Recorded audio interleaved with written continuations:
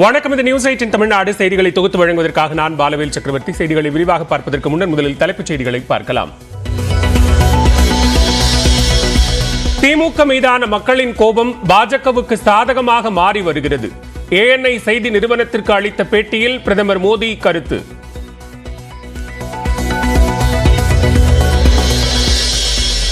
கூடலூர் அருகே தேயிலை தோட்ட தொழிலாளர்களுடன் கலந்துரையாடிய ராகுல் காந்தி. பாஜகவின் தேர்தல் அறிக்கையில் ஏழை மக்களுக்கு எந்த திட்டமும் இல்லை என விமர்சனம்.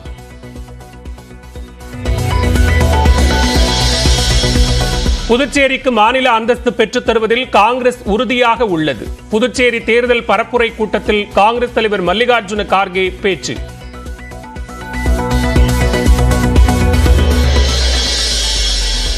GST வரி அல்ல வழிப்பறி என முதலமைச்சர் மு க ஸ்டாலின் குற்றச்சாட்டு. வரி கட்டுபவர்களில் 97 விழுக்காட்டினர் அடித்தட்டு மற்றும் நடுத்தர மக்களே என்றும் விமர்சனம்.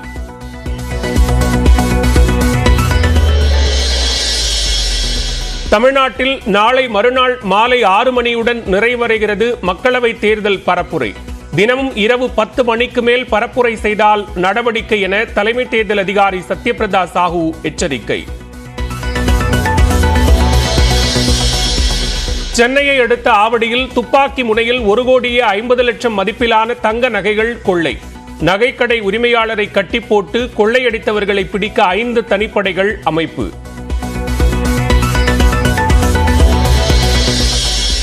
ரயிலில் பிடிபட்ட 3,98,00,000 ரூபாய் நயினார் நாகேந்திரனுக்காக வாக்காளர்களுக்கு கொடுக்க அனுப்பப்பட்ட பணம்தான். பிடிபட்ட ஓட்டல் மேலாளர் சதீஷ் வாக்குமூலம் அளித்துள்ளதாக FIR-இல் தகவல். பாஜக தேர்தல் அறிக்கையில் நெசவாளர்களை கண்டுகொள்ளவில்லை. காஞ்சிபுரத்தில் பரப்புரை செய்த எடப்பாடி பழனிசாமி குற்றச்சாட்டு. இன்னைக்கு பாரதிய ஜனதா கட்சி தேர்தல் அறிக்கையில இந்த கைத்தறி பற்றியே குறிப்பிடல, இந்த நெசவாளர் பற்றியே கவலைப்படாத ஒரு அரசாங்கம், மத்தியிலே ஆளுகின்ற அரசாங்கம். பாஜக தேர்தல் அறிக்கையில் கூறியுள்ள ஒரு நாடு ஒரே தேர்தல் திட்டம் சாத்தியம் இல்லை. உதகையில் பரப்புரை செய்த அமைச்சர் உதயநிதி திட்டவட்டம். இந்த தேர்தலுக்கு அப்புறம் நீங்க முடிவு பண்ணுங்க, இந்தியாவா இருக்கணும்னா ஒரே நாடு ஒரே தேர்தலா, அதுக்கெல்லாம் வாய்ப்பே கிடையாது. கோவையில் மின்சாரத்தை துண்டித்துவிட்டு வாக்காளர்களுக்கு திமுக பணம் கொடுப்பதாக புகார். தேர்தல் பரப்புரையின் போது அண்ணாமலை குற்றச்சாட்டு. பாருங்க, 33 மாசமா திராவிட முன்னேற்ற கழகம் ஆட்சியில் இருக்கிறான். அதிகாரம் அவங்க கையில் இருக்கு, ஆள்பலம் அவங்க கையில் இருக்கு, போலீஸ் படை அவங்க கையில் இருக்கு. ஆனா நீ காலையில இருந்து பாத்துங்க, 4-8 வாரம் பவரை கட் பண்ணு, வீடு வீட்டுக்கு போய் 500 ரூபாய் கொடு. இது ஆட்சிக்கு அழகுங்களா? கரண்டை கட் பண்ணிட்டு ஒரு பணத்தை கொடுத்துதான் ஒரு தேர்தலை சந்திக்க முடியும் என்கிற நிலைமையில திராவிட கட்சிகள் 50 ஆண்டு காலமாக இருக்கிறாங்க. 50 ஆண்டு காலமா நாம் புரிஞ்சுக்கணும். கூட்டணி இருக்கும் இடத்தில் கொள்கை இருக்காது என சிதம்பரத்தில் சீமான் பேச்சு. தனியாக நிற்கத்தான் துணிவு வேண்டும் என்றும் பரப்புரை. கூட்டணி கூட்டணி கூட்டணி கூட்டணி இருந்தா தான் வெல்ல முடியும்னா கொள்கை எங்க இருக்கும், உண்மை எங்க இருக்கும், எங்க இருக்கும்? கூட்டமா நிக்கிறவன் தான் கூட்டமா நிக்கிறவன் சொல்றதெல்லாம் உண்மையா? போ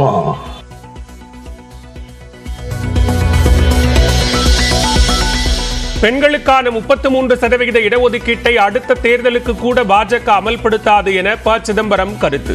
பாஜகவின் தேர்தல் அறிக்கையில் புதிய திட்டங்கள் எதுவும் இல்லை என்றும் விமர்சனம். அவர்கள் வேண்டுமென்றே இந்த 3 விஷமத்தனமான ஷரத்துக்களை சேர்த்து இன்னும் 6, 7, 8 ஆண்டுகளுக்கு இந்த ஒதுக்கீடு, பெண்களுக்கான சட்டமன்றத்தில் நாடாளுமன்றத்தில் ஒதுக்கீடு என்பதை ஒத்தி போட்டிருக்கிறார்கள். சாத்தூரில் தனது அண்ணன் விஜய பிரபாகருக்காக வாக்கு சேகரித்த விஜயகாந்தின் மகன் சண்முக பாண்டியன். தந்தையின் மறு உருவமாக அண்ணன் உள்ளதாக கூறி வாக்கு சேகரிப்பு.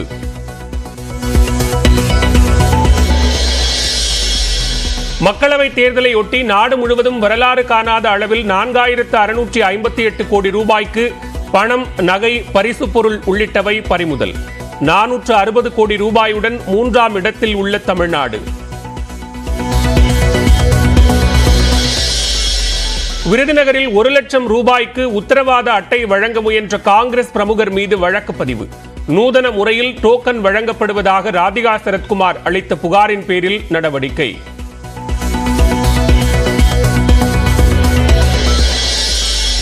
அமலாக்கத்துறை வழக்கிலிருந்து விடுவிக்க கோரும் மனு மீது மீண்டும் வாதங்களை முன்வைக்க அனுமதிக்குமாறு செந்தில் பாலாஜி கோரிக்கை. நாளை மறுநாள் உத்தரவு பிறப்பிக்கப்படும் என சென்னை முதன்மை அமர்வு நீதிமன்றம் அறிவிப்பு. கள்ளழகர் வைகையில் எழுந்தருளும் நிகழ்வு காரணமாக ஏப்ரல் 23 மதுரைக்கு உள்ளூர் விடுமுறை.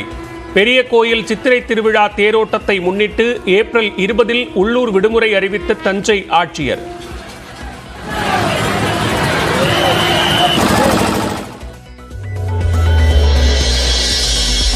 திமுகவின் தேர்தல் விளம்பரம் தொடர்பான வழக்கில் நாளை மறுநாள் பதிலளிக்க தேர்தல் ஆணையத்திற்கு உயர்நீதிமன்றம் உத்தரவு. இதுபோன்ற வழக்கில் உச்சநீதிமன்றத்தை தான் நாட வேண்டும் என்ற தேர்தல் ஆணையத்தின் வாதத்தை ஏற்க மறுப்பு.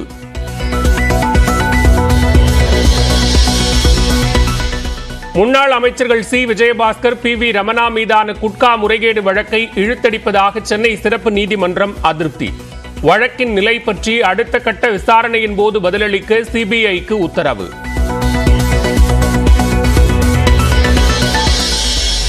மயிலாடுதுறையில் தென்பட்ட சிறுத்தை கடலூர் அல்லது பெரம்பலூர் மாவட்டத்திற்கு சென்றிருக்கலாம். அரியலூர் மாவட்ட வனத்துறை தகவல்.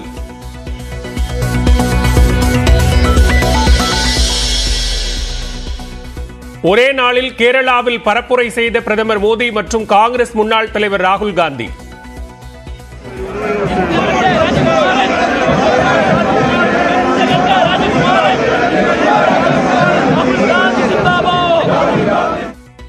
குடும்ப தொகுதியில் வெல்ல முடியாமல் வயநாட்டை நாடி ராகுல் வந்திருப்பதாக மோடி விமர்சனம்.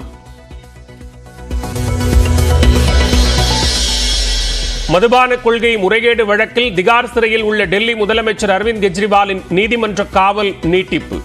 ஏப்ரல் 23 வரை காவலை நீட்டித்து ரோஸ் அவென்யூ நீதிமன்றம் உத்தரவு.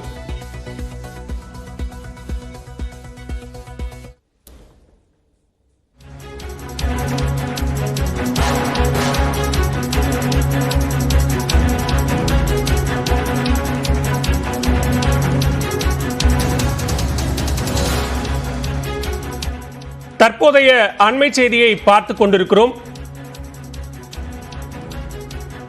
முன்னாள் சிறப்பு டிஜிபி ராஜேஷ் தாஸுக்கு விதித்த சிறை தண்டனையை நிறுத்தி வைப்பது பற்றி பதில் தர வேண்டும் என சென்னை உயர்நீதிமன்றம் காவல்துறைக்கு உத்தரவு பிறப்பித்திருக்கிறது. சிறைக்கு சென்றால் மிகப்பெரிய இழப்பு என ராஜேஷ் தாஸ் தரப்பு கோரிக்கை விடுத்த நிலையில் தற்போது ராஜேஷ் தாஸுக்கு விதிக்கப்பட்ட தண்டனையை நிறுத்தி வைக்க காவல்துறை எதிர்ப்பு தெரிவித்த நிலையில் இது பற்றி விளக்கம் அளிக்குமாறு வழக்கு விசாரணையை 17ஆம் தேதிக்கு சென்னை உயர்நீதிமன்றம் ஒத்திவைத்திருக்கிறது.